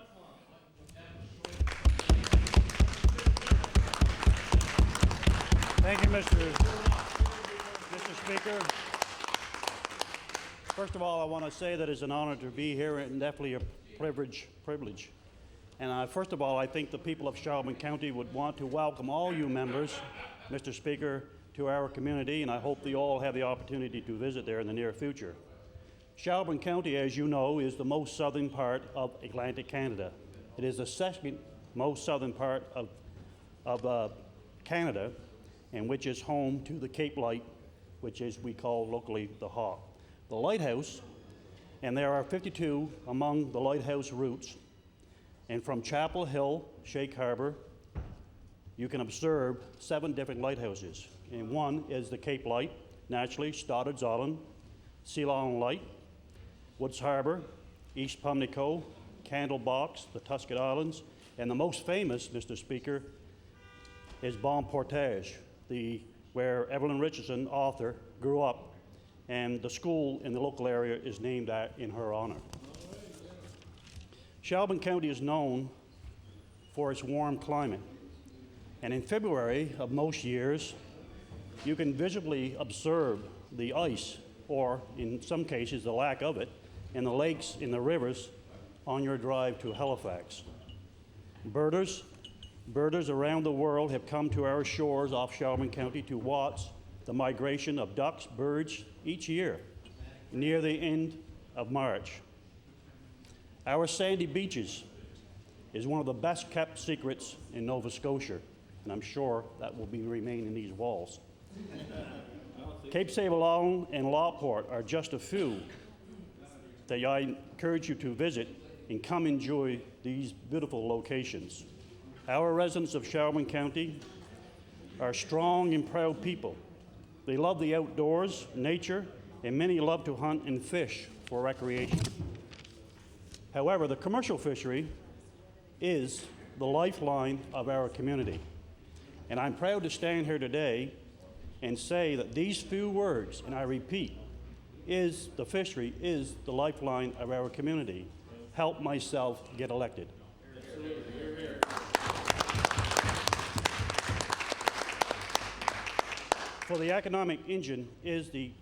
For the commercial fishery is the economic engine of Shelburne County and many coastal communities across Nova Scotia. We cannot overlook the boat building industry, which a good number of the local in Shelburne County build these particular vessels. These vessels are strong and built by local tradespeople, and they can withstand the weathers of the North Atlantic, and most recently, the so-called Hurricane Alberto. And I had a few friends out in that, and they suggested that you may not want to be there. So these boats are built strong. The waters off Shelburne County can be difficult to navigate at times. However, they are very protected harbors, such as the most famous Shelburne Harbor, which our local mayor, Mr. P.J. Camo, is in the attempt to secure a ferry system from Boston to Shelburne. Shelburne County is also known for its summer festivals. Many communities having July 1st, right next, I believe tomorrow, will be celebrating the fire departments, the events, and there are several exhibitions across our county each year. It is a great time to meet old friends and to make new. Like many communities across this great province, we too have concerns and we have other issues. This is why I chose to become an MLA for Shelburne County.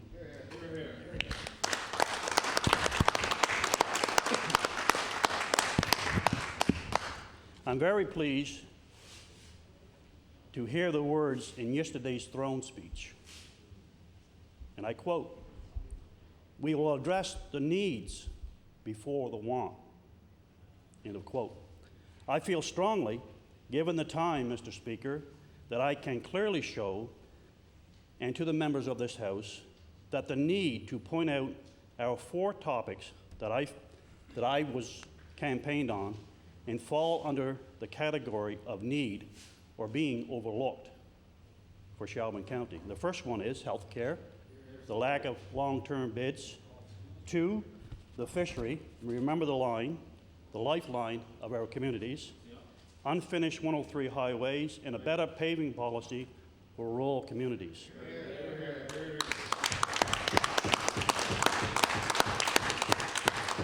And 4th, the economic development to ensure jobs are available for our youth.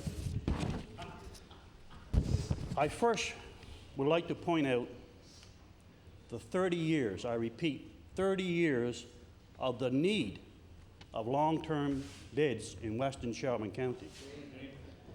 Starting with the paper trail dating back to the early 1970s. But first, I would like to read a couple personal stories. Mr. Speaker, one of the most moving stories of Shelburne County concerning long-term bids in western Shelburne County is about a person whose wife is in Roseway Manor, about 45 kilometers away in the eastern direction, and his sister is in Yarmouth Nursing Home, some 50 to 60 kilometers away in the other or westerly direction. However, yesterday I noticed several speakers recognizing the efforts or the distance outside MLAs have to drive. In my case, 3 hours to fulfill their duties. Please, Mr. Speaker, I ask all members to redirect their sympathy to our seniors in Shelburne County.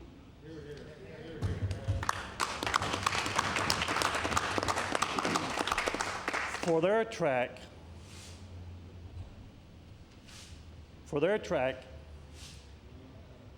my track, it is in my job description, and our seniors track is out of love for their family.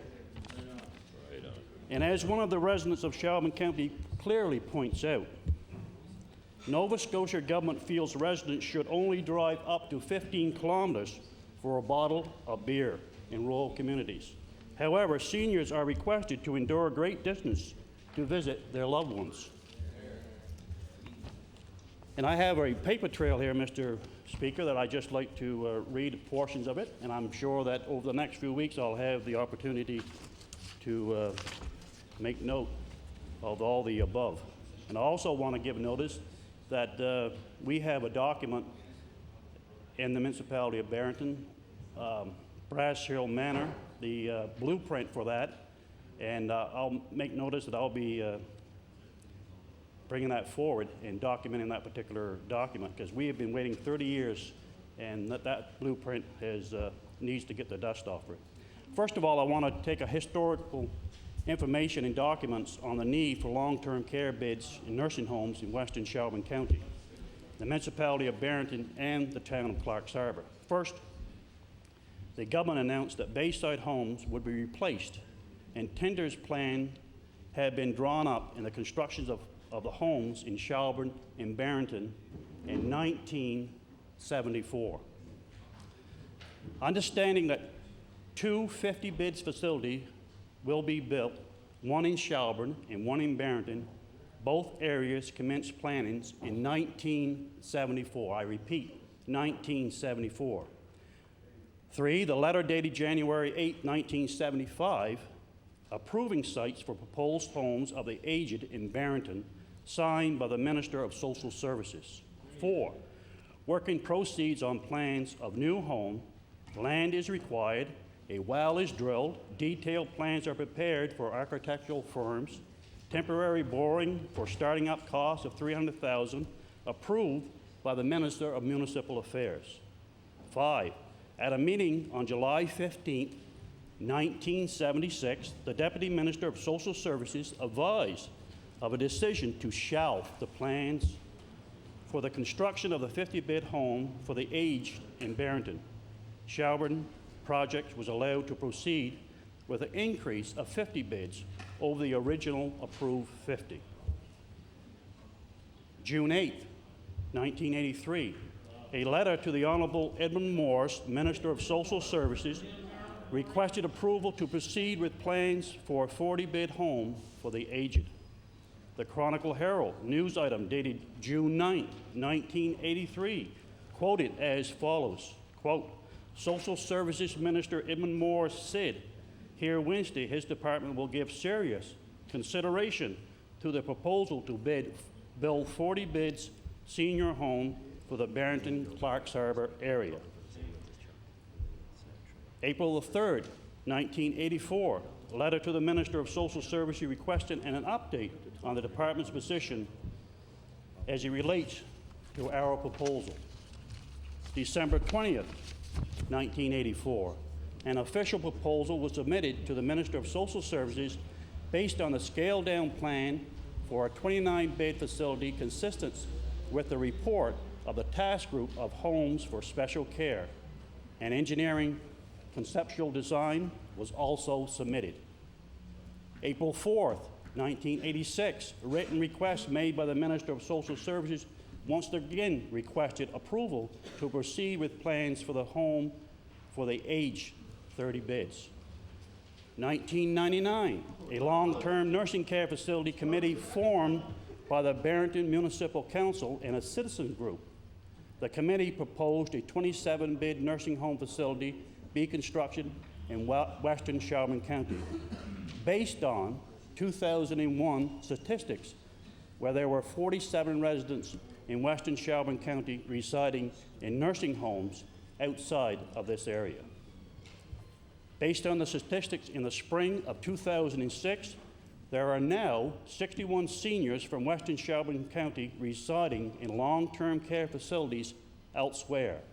It was also learned that there are 17 seniors in private nursing homes and boarding homes, thus bringing a total number of seniors living outside of our area of 78. The letter dated October the 25th, 2005, from Southwest Health Advisory, that 1/3 of the acute care beds are filled with patients that are medically discharged and awaiting placement in long-term care. The number ranges from 30 to excess of 40 patients. Letters of support for the need of long-term care facilities in Shelburne County received from Shelburne County Community Health Board, Bayside Home Corporation, the Town of Clarks Harbor with a grant of $30,000, the Municipality of Barrington with a grant of $250,000, the former Cecil O'Donnell, while MLA for Shelburne County, and Francis McKenzie, leader of the Nova Scotia Liberal Party, and Mr. Darrell Dexter, the NDP leader, and a variety of community organizations. The letter of commitment dated May 25th, 2006, signed by Mr. Chris D'Antamont, Minister of Health, and for an additional 40 bids to the existing 20 bids at Bayside Home. On a point of order? Speaker, and it's just for the benefit of the honourable member. I know he wouldn't know how to appreciate this, but he's not allowed to, as we all know, to refer to an existing member of the House by their name, and he needs to use their position. And it's just a matter of a point of order for the benefit of the honourable member. Thank you for the point of order. The honourable member for Shelburne has the floor. Thank you, Mr. Chairman. I apologize, and I hope I'll be familiar with the rules as I go along, but please bear with me. You said more than one speech, and Cecil said in 2 terms, brother. Keep it going. I just want to bring to your attention, Mr. Chairman, some more information. Please bear with me. September 6th, a news item, 6 special care units, 6 new homes for special care extensions to 5 homes in extended approval for constructions of 7 more announced yesterday by the Social Service Minister. And I'll read down a portion of it. Tentative plans have been drawn up for the constructions in the homes of Glace Bay, Sydney, New Waterford, Chester, Riverton, Pictou County, in Shelburne County, and Barrington.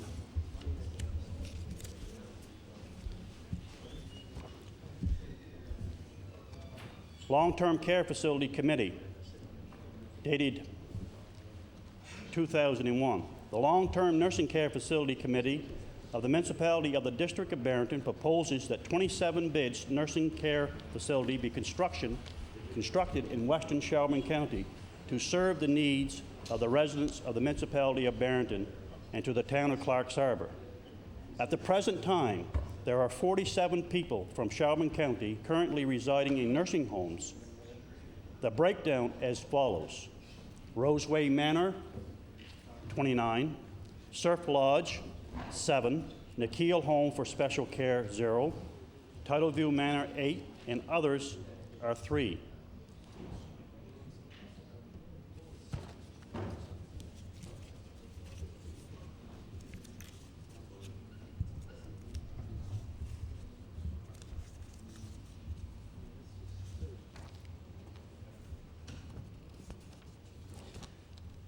The letterhead from the Municipality of Barrington dated March 1st, 2006.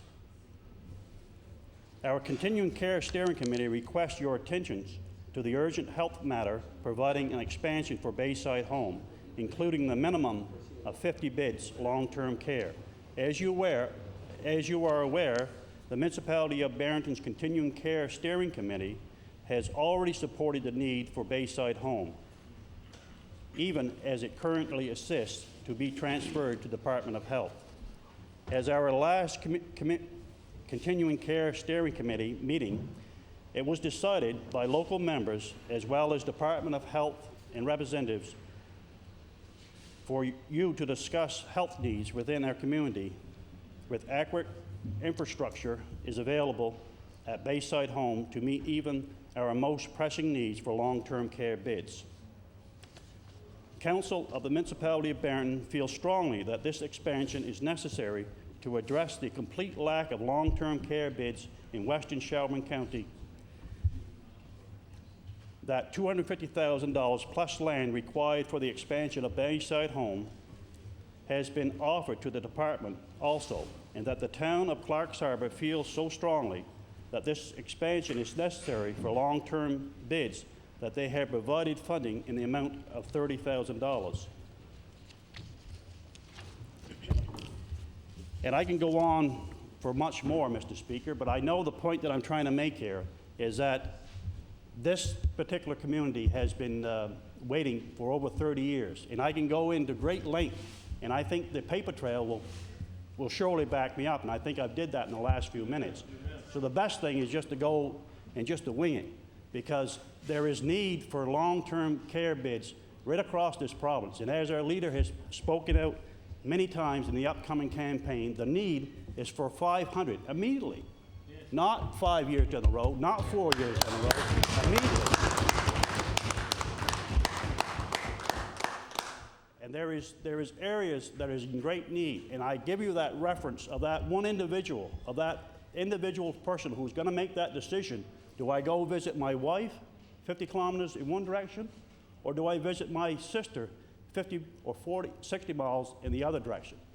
And to me, the message was drove home yesterday when they had the sympathy for MLAs that travel from outside.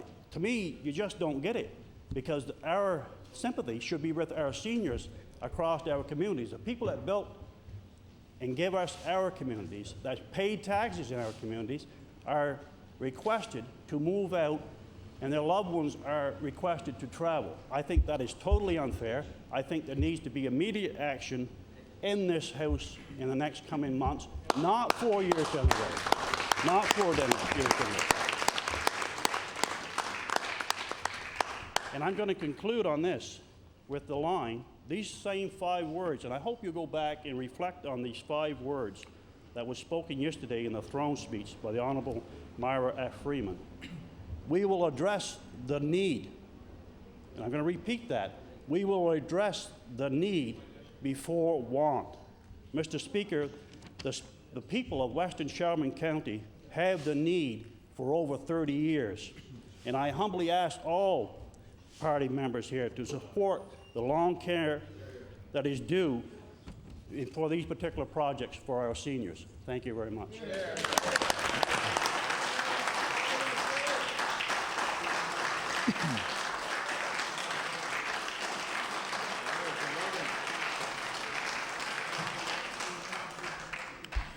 Thank you. The chair now recognizes the honourable member from Victoria the Lakes. Thank you, Mr. Speaker. Mr. Speaker, let me say first how honoured and proud I am to have been chosen to represent the constituents of Victoria the Lakes. Victoria the Lakes is a very large rural riding, Mr. Speaker, and without a lot of teamwork, success would not be possible, and I'd like to at this time recognize those that contributed to my campaign. My co-campaign chairs, Martin McLean and Bob Greer, my communications chair, Tom Vickers, official agent John McKillop, office manager Michelle McNeil, and everyone else who worked so hard and motivated me to do more. Mr. Speaker, yesterday we were presented the speech from the throne by the Lieutenant Governor outlining the objectives of our government in addressing Nova Scotia's priorities and recognizing our desire to work together for all Nova Scotians. I look forward in the days and months ahead to be helping our government meet these objectives and make the future better for the constituents of Victoria the Lakes and all Nova Scotia. Thank you, Mr. Speaker.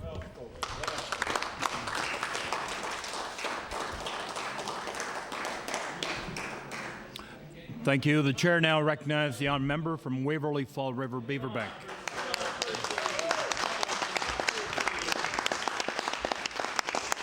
Thank you, Mr. Speaker. I didn't know I was going to do this morning, but things happen on short notice.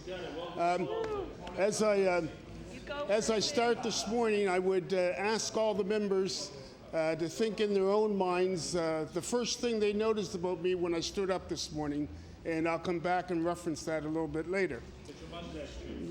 The first thing, the next thing I want to talk about is the riding of Waverley Fall River Beaverbank. Waverley Fall River Beaverbank is one of the choicest ridings in the province of Nova Scotia. It's probably one of the wealthiest, if not the wealthiest, riding in the province. It's probably has more lakes and waterways running through it than any other constituency in the province of Nova Scotia. Also, to top this all off, it is probably one of the fastest growing ridings in the province of Nova Scotia. Unfortunately, the province over the years has suffered when it comes to the attention that the riding has gotten. Infrastructure, lack of. We still don't have adequate recreation facilities. The riding, despite all of the pluses, still doesn't have adequate transit system. The riding still, with all of its pluses, still doesn't have economic development that it can boast about. The riding still has rising taxes. Taxes are going up every year. Seniors are losing their homes. We have no seniors facilities to speak about. We still have to travel 4 miles. We have to get up at 5 o'clock in the morning and go to South End, Halifax to coach our hockey teams. Recreation facilities are lacking. We got a school that's a new school, probably one of the nicest schools in the province of Nova Scotia, Lockview High. Unfortunately, the problem that's rising with Lockview High, in a very few years, it's going to be overcrowded. It's close to capacity now. We've got roadway systems that are at capacity. This riding has real needs, and the needs have been there for a long time, Mr. Speaker. I wanted to do that as a sort of a preamble to the riding itself. I want to also bring note, and because I'm here today, it's the result of the hard work of a lot of individuals. Not so much myself, because my I just represented the individual. I was just a name. It was the volunteers that got me elected. Hardworking, dedicated individuals. It was the NDP caucus that elected officials that provided counsel to me, that came out and gave me support. It was family and friends. It was people that I didn't know. It was those people that made contributions to my campaign, whether it be in the way of food, whether it be in the way of financial contributions. And there were so many ways, whether it be just somebody that came in and, to help with the construction of a sign, to put a nail in a sign, to take a sign and put on a lawn. There were so many people that I have to thank. I want to go back to another point that I mentioned earlier about the first thing that you would notice about a speaker that gets up in front of the House like this, and I hope that when I ask that question, I hope the first thing that you notice that I'm of African descent, because if it wasn't, it should have been. One of the things I realized in this election was reaffirmed that racism is alive and well in the province of Nova Scotia. Unfortunately, even though I stand in front of you today, coming from a riding that's not fully recognized and not fully complement with respect to persons of African descent, I didn't win the election on the votes of the people of African descent. We have a handful. I could probably count the number of African Nova Scotians that live in the entire riding on one hand. But I can tell you this, during the course of the campaign, our campaign telephones, the calls that we got that weren't so complimentary, the messages that we received with people leaving their names, how a black person could run in a riding such as this with so much wealth, so much to offer. But I had good people around me. I was supported by good people.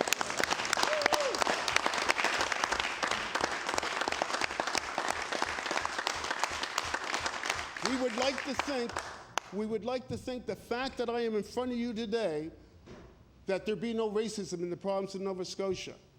Well, unfortunately, it still remains. Mr. Speaker, it saddens me somewhat. Today, I heard a name mentioned earlier this morning. A gentleman just had a street named after him, and it's sad for us to think, as a person of African descent, that represents some diversity in the province of Nova Scotia, that we're paying tributes only now. We are way behind the times. When I ran in the election, this last election, it was, to me, one of the most important elections in the province of Nova Scotia. Not because Percy Paris was running, but because of the values of 2006, in some cases, versus the values of 1956.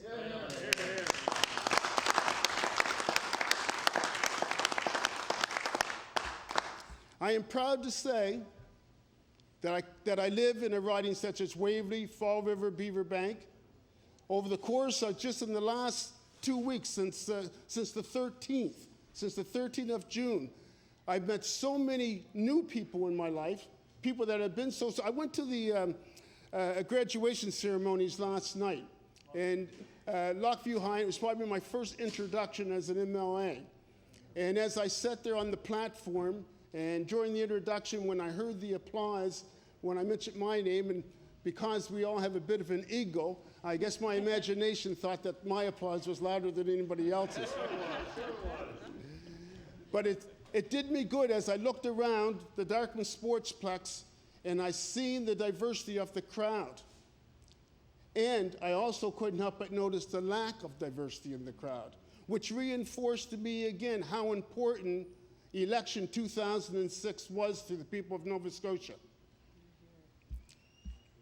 I want to add, Mr. Speaker, that during the course of the last 2 weeks, the caseload, and it's like baptismal by fire. I kind of chuckled to myself earlier this morning when I made a little bit of flaw because of something that wasn't written on my paper, which I trust I won't do again, but it is baptismal by fire. because in the course over the last 2 weeks, I myself, and I'm sure I may be speaking for a number of other new MLAs, we have a caseload, or certainly I have a caseload that grows day by day. There's a message there. And what that message is to me, there's a lot of work to be done.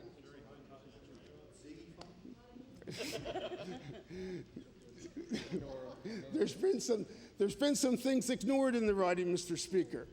My caseload speaks to that in a short number of days, that there's a lot of work to be done. Still unable to get a constituency office because some people in the riding, it's scarce. I live in a riding where economic development is low-key. Commercial sites are almost non-existent, very, very few. And it seems like those that are available want more rent than we do in downtown Halifax. So it's become quite a practice in negotiation. Mr. Speaker, I could probably stand here and talk about the good people of the riding as opposed to the bad people of the riding, because I think no matter where we go, you're going to find a blend of good and bad. But I think my father probably put it best. And my father's a very humble man. I should add that when I talk about Nova Scotia, that I think it's important for me to say that I'm a sixth-generation Nova Scotian. I've been here for a long time. My father fought in World War II. He's a well-decorated war veteran. He's a well-known Nova Scotian. When you see him on Remembrance Days, I'm amazed how he stands up, because he's so adorned with medals on both sides of his chest. So pretty soon he'll have to have one of his sons on each side of him just to prop him up as he goes out on Remembrance Day. But he reminded me, and it was reiterated here this morning by a colleague in the NDP caucus.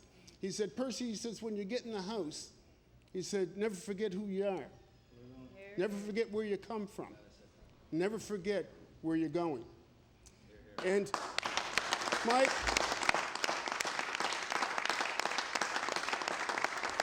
father, from his very humble beginnings, I remember when I graduated from university, and I had a job in the city of Halifax where I wore a suit and tie. I worked there for 4 years and went on vacation. I came back from my vacation. It was a 9-to-5 job. My father worked for federal government, so my job was with government. I won't say at what level. And he worked for the federal government for 30 years. And he came with the attitude, well, that's what it's about. You get that job, you work towards a pension, you get the house, the picket fence, you get yourself a dog, you sit down, you have all kinds of kids. I worked for the government for 4 years at a certain level, and one day I came in from vacation, after vacation, and I walked in, I said I quit. The hardest part about me quitting my job at that time was telling my father. So I called my father up and I said, Dad, I said, I just quit my job, and he couldn't understand. He said, well, he more or less said, well, son, he says, I respect you, but you must be a little crazy because you had it made.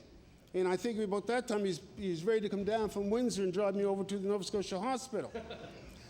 But later on that day, my father called me back.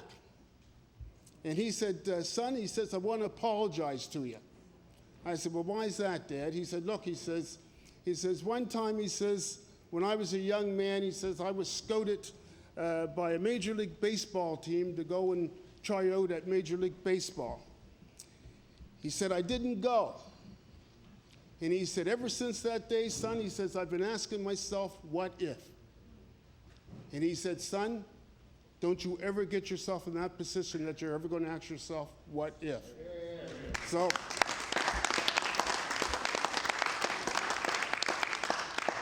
on that note, I probably came out in the world of politics that way. When I was first asked to run, it took a couple conversations with some different individuals for me to actually take that first initial step.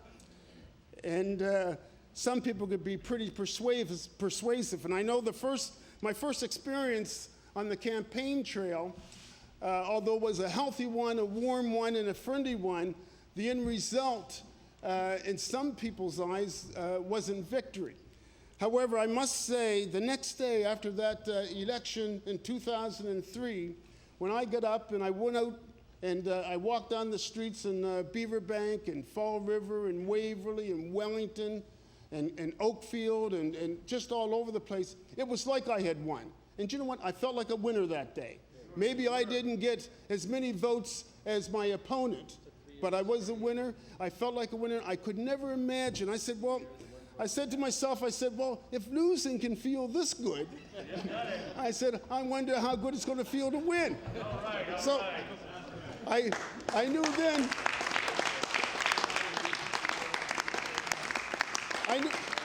I knew then I was going to have another go at it. So what I did is after 2003, the very next day, I started campaigning again. I was on the trail again. So it's been a great experience. The campaign itself, I'm not saying I'm looking forward to the next one. I don't want anyone to misinterpret that. I mean, hopefully the next one will be years down the road. But I certainly feel somewhat overwhelmed to be up here. I never imagined when I can remember in years gone by sitting up in the gallery and sending notes down to different members here in the House, never imagining that someday I'd be standing here in front of so many wonderful people.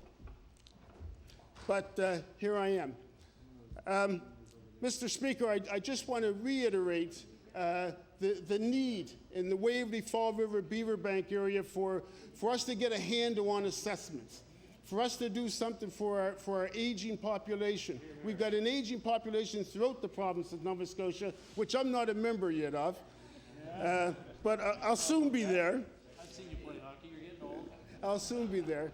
But we certainly need some facilities, not only for our aging, but for our youth and for people in general. And on that note, I want to thank